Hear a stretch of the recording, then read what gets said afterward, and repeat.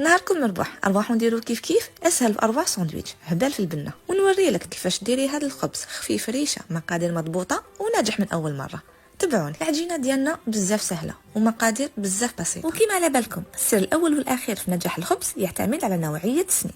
وسميد ماما معروف بالجوده العاليه، وفي هذا الخبز نحتاج كيلو بومبي من السميد رقيق حوالي 500 غرام، مغرفه كبيره سكر مع مغرفه كبيره خميره الخبز، مغرفه كبيره ياغورت طبيعي مع 4 فنجان زيت، وبلا ما ننسى الملح. نخلطهم مليح ونزيد لهم كاس ونص ماء دافي، وزن الكاس هو 200 ملل. لازم في هذه المرحله تعجنوا العجينات ديالكم مليح، راح تحصلوا على عجينه طريه وتتلاصق في نفس الوقت. نغطيها ونخليها تخمر حتى يتضاعف الحجم ديالها، وكل ما تخمر مليح كل ما الخبز ديالكم راح يكون خفيف. بعد ما تخمر مليح نديغازيها ونقسمها. انا قسمتها على 9 كريات، ووزن كل كريه 95 غرام، وكل كريه نفتحها غير بصباحتيه، نلفها على بعضها ونزير، وفي الاخير يلزم تغلقوها مليح. زيروا مليح بهذا الشكل. نغطيهم ونخليهم يخمروا للمره الثانيه حتى يتضاعف الحجم ديالهم. ندهنهم بالحليب ونرش عليهم شويه سميد ونقطعهم بهذه الطريقه. نطيبهم في فرن مسخن مسبقا على اقصى درجه، والنتيجه راهي قدامكم. خبز خفيف ريش ناجح من اول مره حتى لو كنتي مبتدئه، مقطن وفارغ في نفس الوقت. ودوكا نبقى لنا غير نعمروا الخبز ديالنا ونستمتعوا بالبنه،